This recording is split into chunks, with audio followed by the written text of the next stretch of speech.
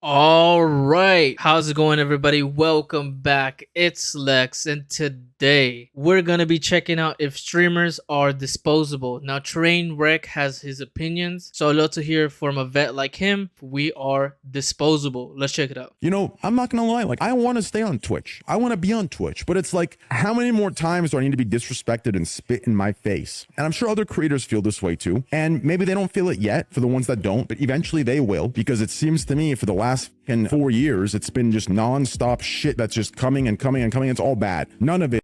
That is definitely true. Twitch has been a drama-filled site with everything that's been happening. I mean, let's give it up to Train as well. He's kind of been part of it, depending on what side of the fence you're on with gambling and things like that. And also, he loves to ignite fuels as well and fires.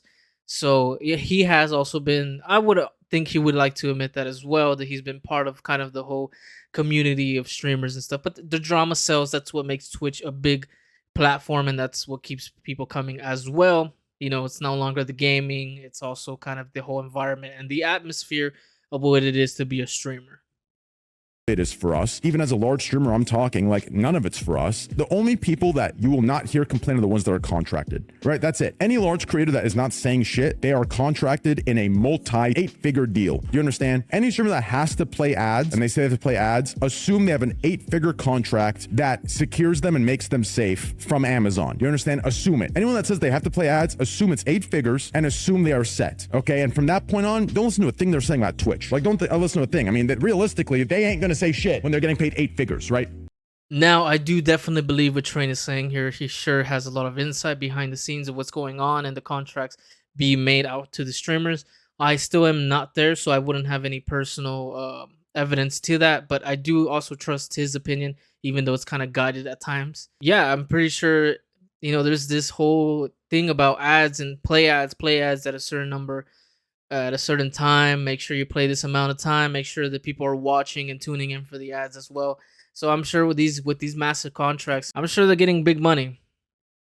So, like, realistically, that's just the fucking raw fact of it, right? I talked to DraftKings and FanDuel, you know, so I talked to the president, right, of Twitch, and he was like under the impression of like, listen, like, you can still gamble on Twitch. We don't care. You just, you know, can't gamble on these sites that we listed. But it's like, I'm like, listen, I don't point me in a direction where I can gamble, where I can set my own limits, right? This idea where I have to abide by, you know, $60,000 a week, it's like, realistically, you know what I'm saying? It's like, you point me to a direction where I can, you know, drop 60K in 1 hour, and I'm cool with that. You understand? Like, it doesn't need to be a certain site, but it's like, like when you're in business with these people and you're telling me, well, you can gamble here.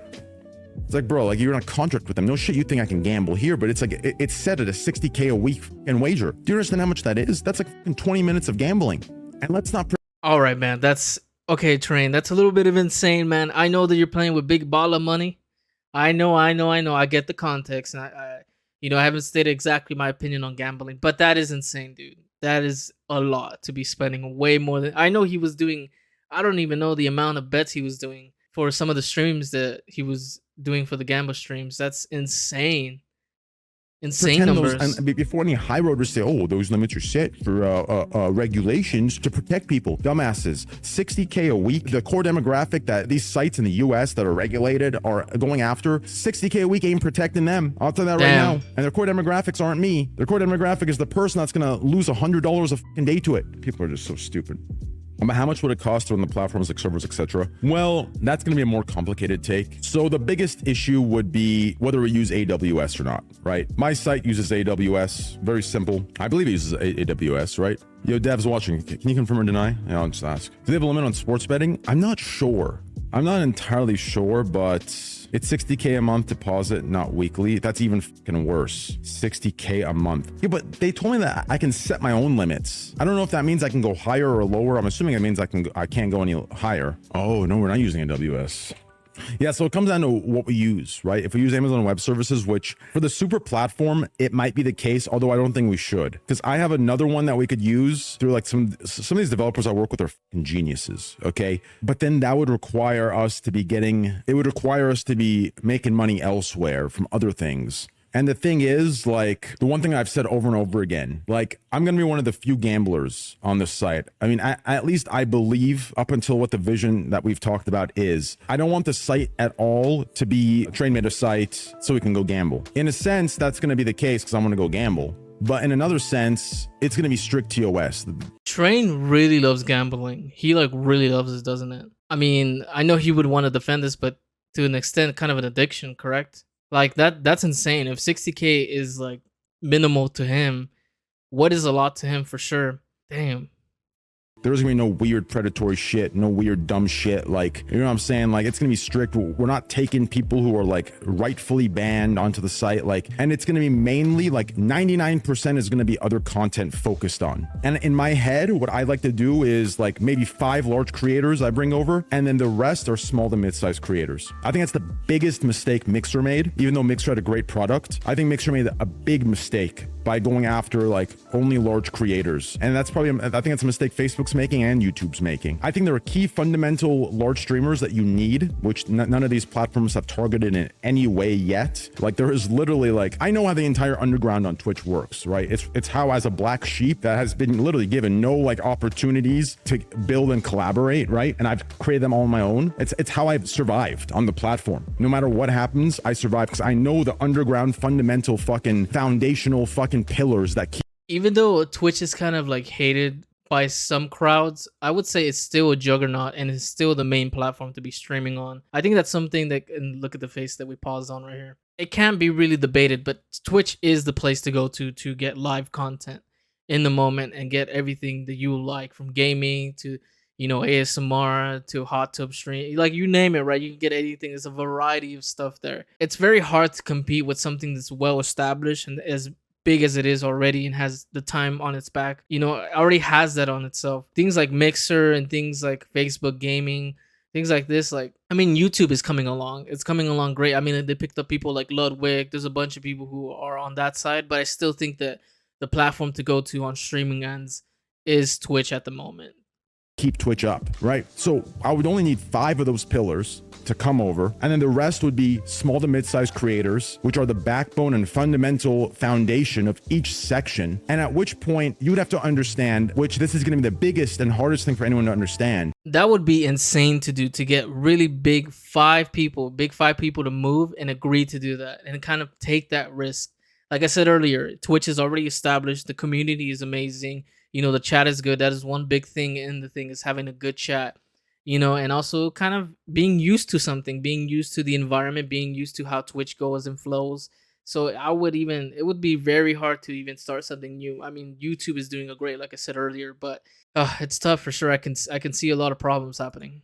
This ain't gonna be like they have an overnight thing. This ain't gonna be instant activity, instant fucking success. It's gonna be the slowest grind ever. Do you understand? It's gonna be a slow grind. There's gonna be days of, you know, no traction. There's gonna be days of little growth. There's gonna be days where it's just super slow, but that's just how it is. If you go for that fast hype release, it's gonna fail on the first day. That's from what I see, right? These companies that, you know, buy these big streamers and they expect to, you know, in the first week blow up from some hype contractual pickup, I think is a big mistake. You've already failed. It's already over. Like, you're gonna go bankrupt. You're bleeding so much money.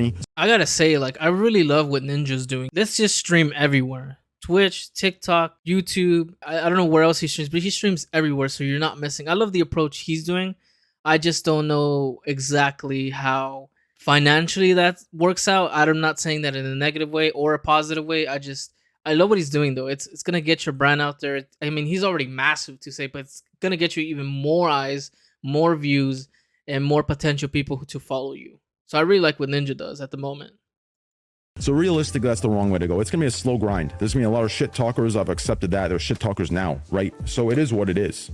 Thoughts on Trainwreckstv? I have no thoughts on any of those. Well, it depends.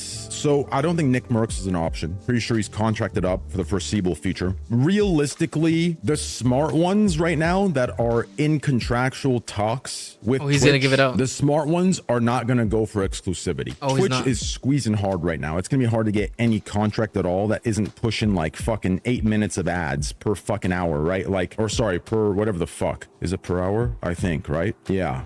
So realistically, whatever creators right now are big enough, they're going to argue non-exclusivity, which I think it's doable. I think XQC should argue non-exclusivity unless he gets like, I don't know, $300 million or something. I don't know, something crazy. Like, I think it's a big mistake to go exclusive, especially with Twitch not being transparent of what the future brings. Like, I think Twitch is an idea of everything that's going to be coming, right? Or at least somewhat coming, or at least somewhat of an idea of what's to be coming, right? What's to come.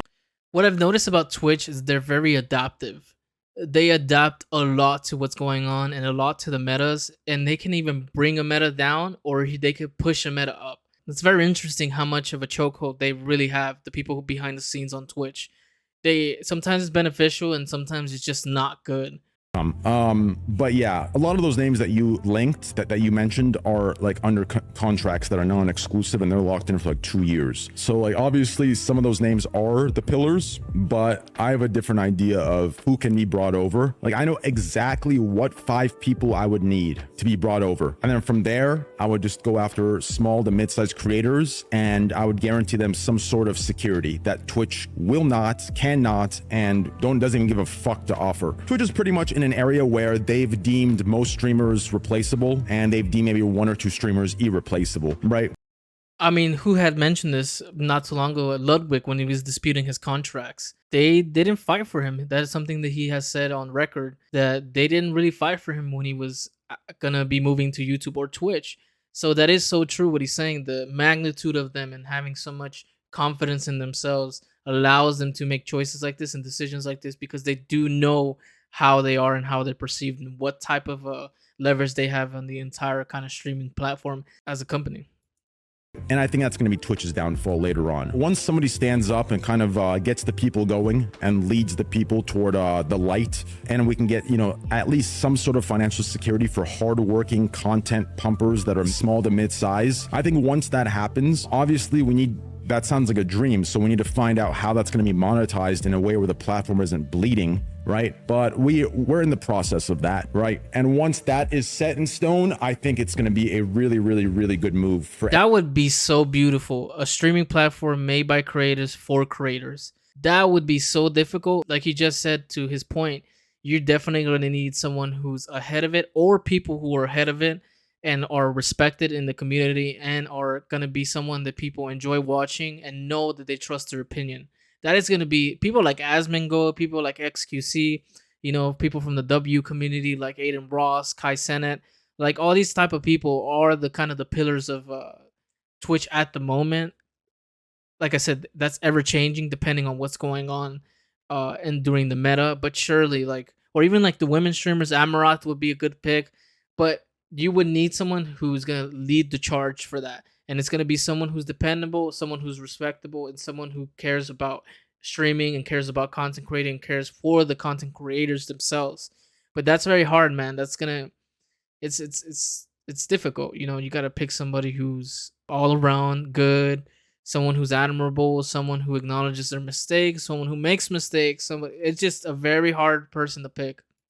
Everything, to be honest with you. So that's kind of where we're at here with the platforms. So Avenue 1, just to reiterate everything, just go over everything. Avenue 1 is the super platform, which is 3 development teams brought together through me, and all 3 teams. One has, you know, investors that we need, right? Billions of dollars. Second has technology and futures, and third has a development team that is just geniuses. Like, I'm surprised the fucking FBI and CIA haven't picked these guys up yet. You know what I mean? Like, so that's the super platform, Avenue 1. Avenue 2 would be for me to stream on, you know, like an existing okay platform while the super platform is built and prepared, just for me to get the show on the road. And then if we can't come to an agreement on that, because I'm going to be honest with you, I'm not going to stream on just any site until my main site is complete for free. I'm going to keep it a buck. You understand? Like, if I can't come to agreement for Avenue 2, then I just go Avenue 3, which is my own site that I'm having built by these super devs, and I'll just go live on that temporarily. Obviously, I got to figure out what I do for the mobile viewers, right? Obviously, you could pull up your Safari and watch through that, but as far as the mobile app, I'd have to talk to the dev team to see what can be done, if it's worth it, or if we should just kind of use this as a temporary thing until Avenue 1, the super. I gotta really give it up to Train here. He's really gonna be taking a chance here. He's really gonna be investing another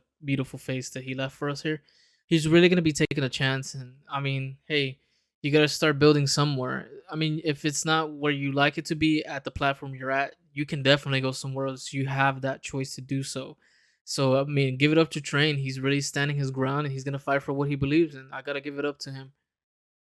Platforms created, or if I come to a deal maybe for 2 to 3 months on Avenue 2, I'll just use another platform that's kind of in between all three teams. I'll just use it until Super Platform 1 is completed. But I think the Super Platform is the best idea. The features are ridiculous, so if we can get that done, it's going to be great. That's kind of where we're at. Cool, man. So I gotta say, are streamers disposable? Yes, I would say depending on what platform you're in. Like if we're talking specifically and the main platform, if you're specifically talking about Twitch, you are definitely disposable. The biggest example is like people like Ludwig, people like Train. Like Twitch is gonna keep moving, and it's a high-speed train that's keep always adapting, always going left, right, going up, depending on what the conductor wants, which is all the people behind the scenes at Twitch or the investors or whatever, you know, who it might be. So you are definitely disposable. Now, if we're talking about other streamers like Facebook Gaming, TikTok Gaming, YouTube Gaming, all these other streaming platforms, you are needed. They are wanted. You know what I mean? Do they have the resources and finances to provide you a good, beneficial life for you that you would like? I'm not sure at the moment they do, or even something that creators want more that I hear often from streamers on Twitch is like, are they gonna have a good community that you can kind of have and make sure that it's building and growing there? Well, that's kind of the problem with a lot of other streamers. At least that's the thing I hear from YouTube is that they really don't have that. They're struggling with that. The community isn't the best. Finding other streamers isn't the best. I mean, go to YouTube at this moment. Where are the streamers? Where is the live content? And when you go to the live content, you can really find the different types of it's not even the best either, finding different streamers that are streaming at the moment. So there's a lot of things to work on. I think YouTube as a juggernaut itself on the VOD content will definitely be one of those people who are gonna have that ability to maybe knock off Twitch themselves. But you know, there might be another one that comes by. Who knows, man? Time only will tell. But if you enjoyed this video, make sure you hit the like button. Also, smash that sub button. We're trying to get our subs going up, and with your help, we can do so. But with that being said, I'll catch you guys on the next one. Peace.